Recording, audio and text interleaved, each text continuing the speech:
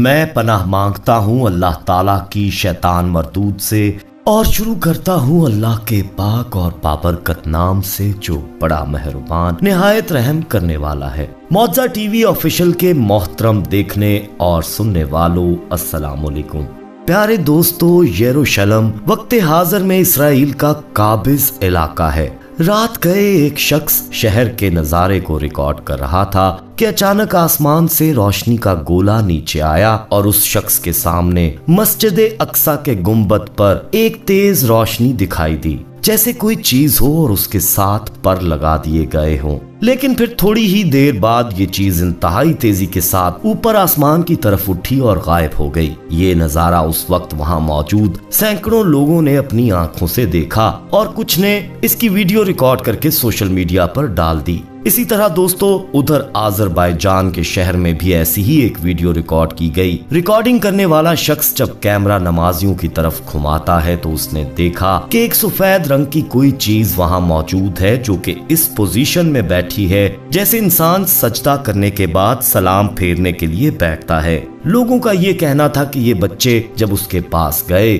तो ये चीज अचानक उड़कर गायब हो गई। दोस्तों, अब ये मखलूक कौन थी, आज की इस वीडियो में तफसील से बात करेंगे, लिहाजा वीडियो को आखिर तक लाजमी देखिएगा। और आगे बढ़ने से पहले कंफर्म कर लीजिएगा कि आपने हमारा चैनल मौजा टीवी ऑफिशियल सब्सक्राइब कर रखा है, नहीं किया, और बेल आइकन को क्लिक करना मत भूलिएगा ताकि हमारी आने वाली मजीद वीडियोस का नोटिफिकेशन बर वक्त आपको मौसूल होता रहे। वीडियो को लाइक करते हुए दोस्तों के साथ शेयर भी कीजिएगा और कमेंट बॉक्स में अपनी राय का इजहार भी जरूर कीजिएगा। प्यारे दोस्तों, एक वाकया भारत में भी पेश आया कि जहां दो लोग तस्वीर बना रहे थे, उन्हें आसमान में कुछ उड़ता हुआ नजर आया। लोग डर के मारे चीखने चिल्लाने लगे और फिर कुछ ही लम्हों बाद जो चीज नजर आ रही थी वो गायब हो जाती है। इसके मुत्तल्लिक लोगों का तो ये कहना था कि ये वीडियो सोशल मीडिया पर नजर आती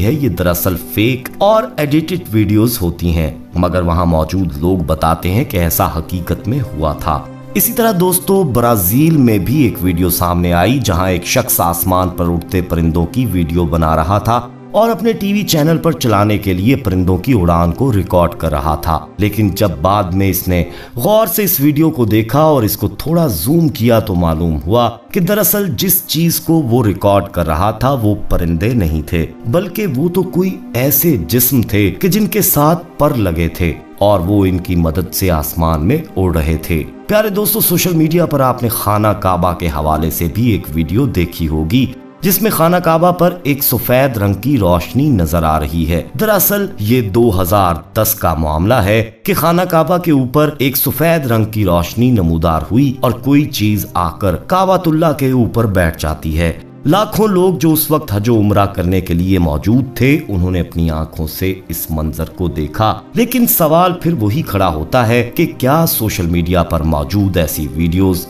फेक होती हैं? दोस्तों, जो शख्स अल्लाह रब्बुल आलमीन पर ईमान लाता है और अल्लाह के नबी सल्लल्लाहु अलैहि वसल्लम पर ईमान लाता है, वो ये बात तस्लीम करता है कि फरिश्ते अल्लाह की मखलूक हैं और वो जमीन पर आते हैं। जिस तरह अल्लाह और उसके रसूल सल्लल्लाहु अलैहि वसल्लम पर ईमान लाना लाजमी है, इसी तरह फरिश्तों पर भी ईमान लाना लाजमी है। और मुसलमानों की पूरी दुनिया की सबसे सच्ची और बेहतरीन किताब में यानी कुरान मजीद में 88 मर्तबा फरिश्तों का जिक्र मौजूद है। कुरान करीम में इरशाद है कि ये लोग कहते हैं कि रहमान फरिश्तों की शक्ल में औलाद रखता है, बल्कि फरिश्ते तो अल्लाह की मखलूक हैं जिन्हें इज्जत बख्शी गई। वो इससे आगे बढ़कर कोई बात नहीं करते और उसी के हुक्म पर अमल करते हैं। चनाचे दोस्तों, ये बात तो वाज़े हो गई कि फरिश्ते आसमान से जमीन पर उतरते हैं, लेकिन अल्लाह रब्बुल आलमीन के हुक्म से और अल्लाह के हुक्म की तामील करते हुए वो इससे 1 इंच भी आगे नहीं बढ़ते हैं। एक और वाकया ये है कि एक बुजुर्ग बताते हैं कि जब वो कब्रिस्तान से गुजरे तो उन्हें कुरान पाक की तलावत सुनाई दी। उन्होंने इर्द गिर्द नजर दौड़ाई लेकिन कोई दिखाई ना दिया, लेकिन आवाज मुसलसल आ रही थी। अल्लाह रब्बुल आलमीन ने बुजुर्ग पर मुनकशिफ किया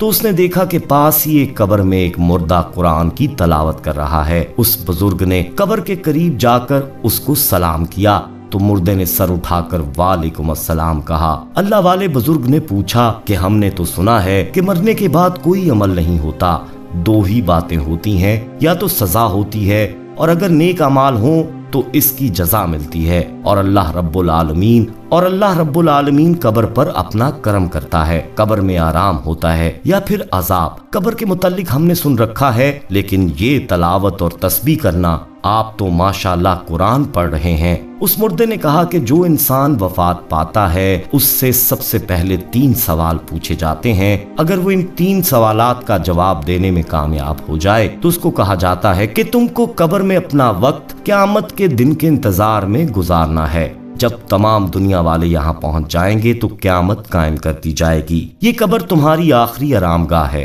यहाँ पर कब्र में अगर तुम्हारे पास कोई मसरूफियत नहीं होगी तो तुम यहाँ उकता जाओगे। इसलिए तुम्हारे पसंदीदा काम जो दुनिया में तुमको अच्छे लगते थे वो तुम बता दो, तुमको यहाँ इनकी इजाजत मिल जाएगी।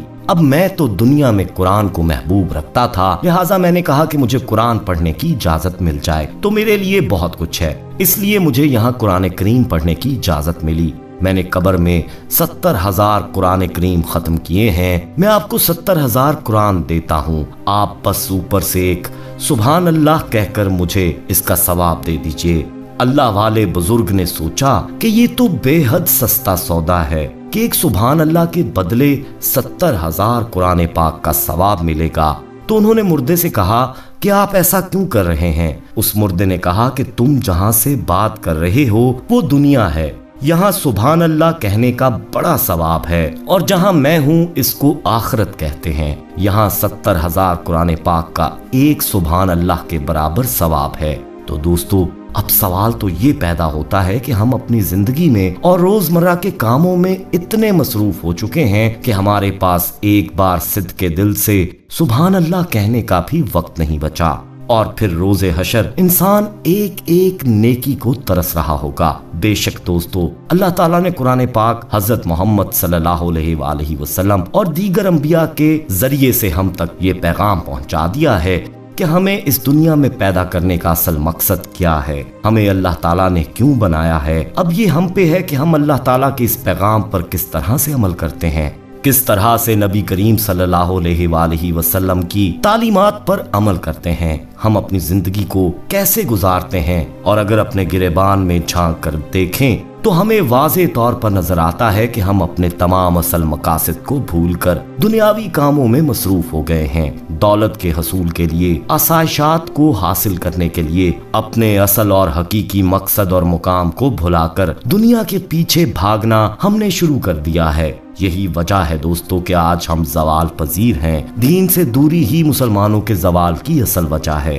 हमें अगर इस दुनिया में भी कामयाब होना है तो अल्लाह ताला और रसूल करीम सल्लल्लाहु अलैहि वसल्लम के बताए हुए तरीकों पर अमल करके जिंदगी को गुजारना है। बस यही एक तरीका है जो हमें इस दुनिया में भी कामयाबी दिला सकता है और हमारी आखिरत को भी संवार सकता है। तो आइए दोस्तों, आज से अहद करते हैं कि हमसे जो खताएं और जो लग़ज़शें जाने अनजाने में हुई हैं, हम सिद्ध के दिल से अल्लाह ताला से उनकी माफ़ी तलब करते हैं और आइंदा से अपने आप को दीन इस्लाम के तौर तरीकों पर चलाने की भरपूर कोशिश करेंगे। और अल्लाह ताला से इसमें हम दुआ भी करते हैं कि अल्लाह ताला हमें सुराते मुस्तकीम पर चलने की तौफीक अता फरमाए। आमीन सुम्मा आमीन। दोस्तों, सुभान अल्लाह का विर्द तो इंसान को हर वक्त अपनी जबान पर जारी रखना चाहिए। अल्लाह के मिजान में इसका बड़ा वजन है और एक मुर्दा अपने 70,000 कुरान करीम का सवाब सिर्फ एक सुभान अल्लाह के बदले देने के लिए तैयार है। तो सोचिए कि हम किस गफलत में पड़े हैं। हो सके तो कमेंट में सुभान अल्लाह जरूर लिखिएगा। उम्मीद करते हैं दोस्तों कि आपको हमारी आज की वीडियो पसंद आई होगी। पसंद आने की सूरत में इसे लाइक करते हुए दोस्तों में जरूर शेयर कीजिएगा और कमेंट में अपनी राय भी दीजिएगा। जाते जाते एक बार फिर कंफर्म कर लें कि आपने हमारा चैनल मौजा टीवी ऑफिशियल सब्सक्राइब कर रखा है। नहीं किया तो फौरी सब्सक्राइब करते हुए बेल आइकन को क्लिक कर दीजिएगा ताकि हमारी आने वाली मजीद वीडियोस का नोटिफिकेशन बर वक्त आपको मौसूल होता रहे। अपना बहुत ख्याल रखिएगा और उनका भी जिनका कोई ख्याल नहीं रखता। आने वाली वीडियो में दोबारा आपसे मुलाकात होगी। तब तक के लिए अल्लाह निगहबान।